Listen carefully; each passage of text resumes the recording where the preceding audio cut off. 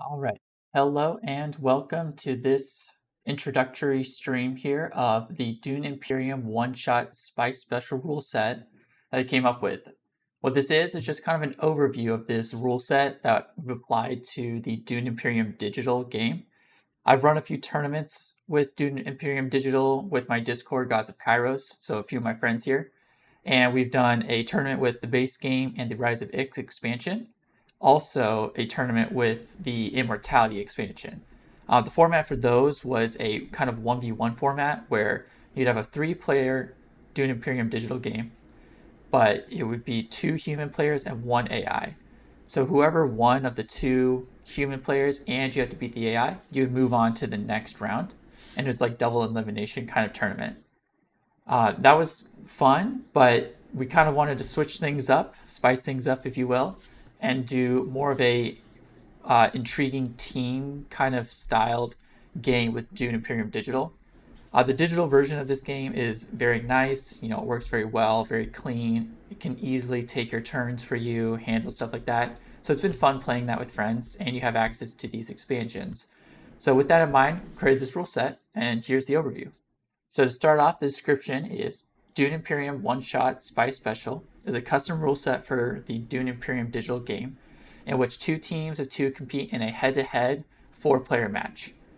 So this format is trying to emphasize high-impact plays, like it says here, aggressive competition, and fast-paced decision-making. What that all means is, one, a kind of a team aspect game.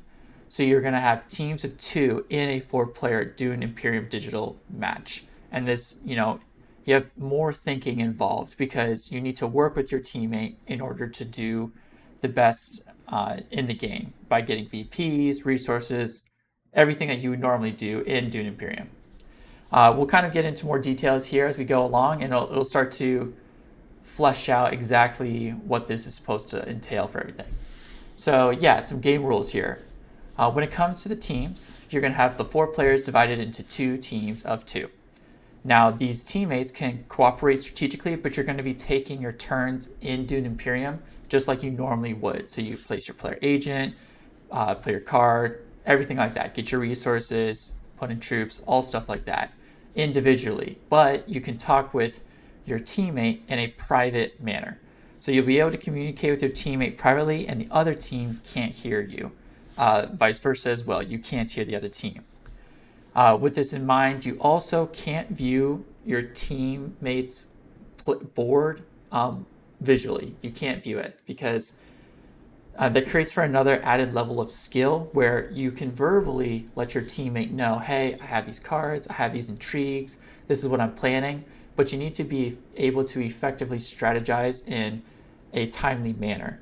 And that takes some skill, being able to think ahead, plan ahead, kind of get the gist of what your teammate has. But again, so you're not hindered by letting your opponents know what you're talking about, but you need to make sure you communicate well. And with that in mind, so the way that teams are set up in this 4-player game are you have team 1 being players 1 and 3, and team 2 being players 2 and 4. All right, so how does scoring for the victory work? It's all regular Dune Imperium rules, like I was mentioning. Dune Imperium Digital, it's all set in stone, so you can't augment the rules. So you play by those rules within the game. However, at the end of the game, you determine which team wins by scoring the total amount of victory points each team has generated. So endgame is triggered normally, where one person hits the victory point threshold, and then endgame occurs. Once that happens, you add up your VPs, your teammates. If you have more than the other team, you win. If it's a tie, you go to normal tiebreaker. So it'd be spice, slurry, water, and then garrison troops. And again, that's the total amount of that resource you have with your teammate. So it's pretty simple. Just at the end of the game, you add up both rather than just your own. So it helps you pick and choose. Do you want to end the game now? Do you want to end it later? Are you going to even beat the other teams? Do you need to hold off? Or do you want to fast track it for one person and hope to beat both? Different things like that. So you really have to kind of maintain your strategy with your teammate. So yeah, team assignment here, just the gist, if you're playing organized player tournaments, one caveat is when you create the lobby in a Dune Imperium Digital setting, you need to make sure you keep reseeding until the alternating player order is achieved, where one team is players 1 and 3 and the other assigned team is players 2 and 4.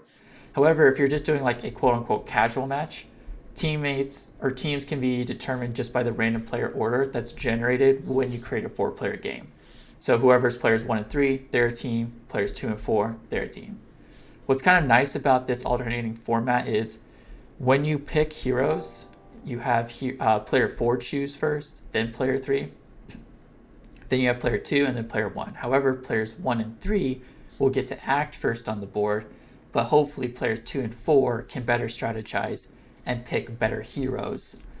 So it's kind of a nice balance there. And that's kind of the team assignment we have for this rule set.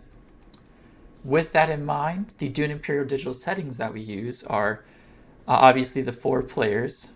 So then you can have teams of 2. But we also have both expansions enabled, Rise of Ix and Immortality. The reason for this is because you're strategizing with your teammate, I wanted to give as many possibilities for each teammate to specialize in an area. So if you wanted someone to go more for Rise of Ix expansion added on, like being able to do shipping and other stuff like that, then they can focus on that while the other does more Immortality. So it's kind of nice being able to give more area for each team to spread out in. With that in mind, I also added epic mode because that really emphasizes wars because you have more conflict 2s and conflict 3s, and you have to get more VP in order to end the game. So it gives you more time to really strategize and play out the entire game for ups and downs, taking alliances, making sure you fight the wars that you can fight, everything like that. So it's kind of more of a bonanza. You can have more options, but I think it works well because you're working with a teammate and not just doing it all alone. So you don't feel as blocked or as too overwhelmed by needing to do everything.